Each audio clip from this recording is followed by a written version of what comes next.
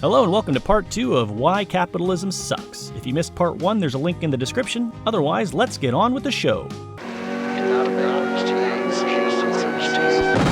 This is Bob. Bob makes bicycles.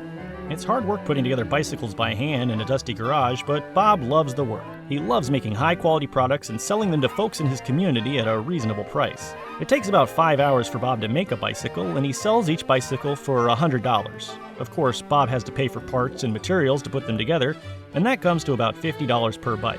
So at the end of the day, Bob makes about $10 per hour building bikes. But why do Bob's neighbors pay $100 for a bike? They could, after all, just buy $50 worth of parts and put them together for themselves. The thing is, Bob's neighbors don't want to put together bicycles themselves. For Bob's neighbors, it's worth paying an extra $50 to not have to do all the work of putting together a bicycle. That work that Bob puts into building a bicycle is called labor value. The concept of labor value was developed by Adam Smith, the invisible hand of the free market guy. He explained labor value like this.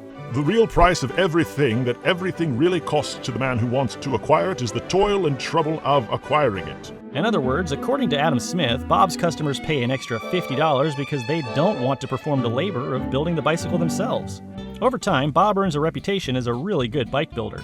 He gets so many orders that he can't possibly keep up with the demand by himself. So, being the entrepreneur that he is, Bob decides to hire his first employee. Bob manages to find a skilled bicycle mechanic named Kate who can also build a bike in 5 hours, the same amount of time as Bob. Now, Bob's company can build twice as many bikes in the same amount of time, which means he can pull in twice as much money. But Bob doesn't pay Kate $10 per hour, he pays her $5 per hour, $25 per bike, and pockets the other $25 for himself. Remember, Kate's labor value is exactly equal to Bob's. They both build the same bike in the same amount of time. Bob's customers don't care if Bob or Kate made the bicycle since both bicycles are exactly the same, so Bob is only paying Kate half of the value of her labor. The rest of the money, the $25 that Bob pockets for himself, is called profit.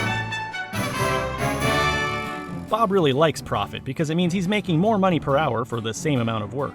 Kate turns out to be a really great employee. She even comes up with some ideas for improving the workflow so that a bicycle can be built in half the time without sacrificing any quality. Customers are still willing to pay $100 for each bicycle, but now Bob only has to pay Kate $12.50 per bicycle instead of $25. He's essentially doubled the profit he makes on Kate's work per hour.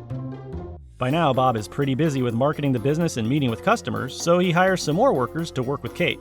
He even gives Kate a raise, paying her $10 per hour to manage 5 workers who each make $5 per hour. Because of his employees, Bob's company is able to build bicycles 10 times faster than he was able to do on his own. Bob used to make $10 per hour building bicycles on his own, but now he's making $65 for every hour that the factory's operating. Now, Bob is pulling in a lot of profit. He invests a lot of this money back into the business. He rents out a bigger factory space and hires even more employees. He hires a staff to manage the business for him so he can spend more time jet skiing in Malibu. And the staff make the business even more efficient and manage to sell even more bicycles. And of course, Bob is taking his cut of profits from each new worker. Bob is accumulating wealth faster and faster, and life is looking pretty great. But, what's this? A big new bicycle factory has opened up in town, and they have a lot of big fancy machines that produce bikes twice as fast as Bob's little factory. Things are looking pretty bad for Bob and his employees. These fancy new competitors are selling bicycles for half the price of Bob's bikes, and sales plummet. Bob has to come back to town from Malibu for an emergency meeting.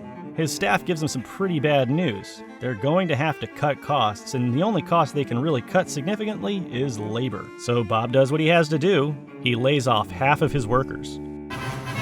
To pick up the slack, Bob takes on some investors to buy some fancy new factory machinery. Fortunately, the plan succeeds. Bob is able to lower the prices of his bicycles, sales climb back up, and the crisis is averted. In fact, things go so well that Bob and his investors start looking for more ways to cut costs and increase revenues. Bob and his new partners quickly realize that they can cut their costs tremendously if they shut down the factory in America and export production to China. Now all of Bob's American factory workers are out of a job. Sorry, Kate. But now Bob is making more money than ever because he only has to pay his Chinese factory workers a fraction of what he paid his workers in America, which nets him even more profit per bicycle. Never mind that the factory workers in China are suffering, working 15 hours per day and barely able to survive on their crummy wages. Bob is making hand over fist. But, poor Kate. From the very beginning, Bob only paid her half of the value of her labor. She would have started her own bicycle factory, of course, but she just didn't have enough money to buy all the tools and equipment she needed, and she had a child to feed. She worked hard and hoped Bob would reward her for her good ideas. And when all was said and done, Bob fired Kate as soon as he realized he could make more money moving his operation to China. This is the nature of capitalism.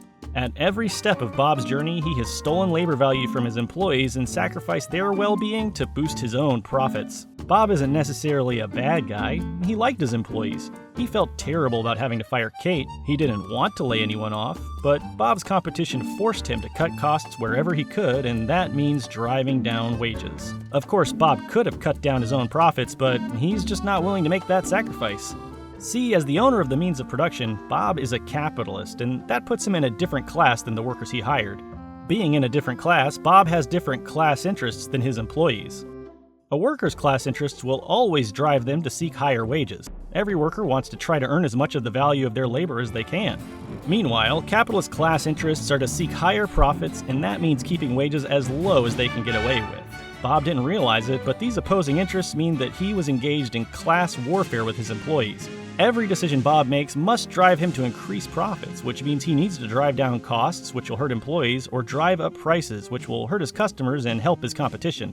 Bob and all the other capitalists in the world have to act according to these principles. If they don't, other capitalists who are more ruthless and aggressive will drive them out of business. Under capitalism, all of human labor is harnessed to one force: the profits of capitalists. Nothing gets made and nothing gets done unless it benefits the capitalist class that rules over the working class. That's just the nature of capitalism. If you're a worker, then you are a victim of capitalism, just like Kate. The capitalists who own the company you work for are stealing the value of your labor and exploiting you. No matter how much they try to convince you otherwise, they really don't care about you. They can't if they want to keep lifting their profits. As soon as they figure out a way to make more money without you, you'll get cut out. You are engaged in class warfare whether you recognize it or not, and if you take the side of the capitalists, you are betraying your own interests as well as the interests of all your fellow workers. You may have noticed something. There are a lot more of us workers than there are capitalists, so why don't we all just refuse to play along with this little game? Why do we allow capitalists to steal our labor value? Well, there are a lot of reasons, and we'll get into some of them in the next video on why capitalism sucks, so click subscribe and stay tuned for part 3. In the meantime, you can check out my blog and more videos like this one at non-compete.com. I'm American Johnson, and I thank you very much for watching. Bye for now. As long as we keep the foundation of our business system strong, we shall be able to maintain and improve the way of life our forefathers conceived and established.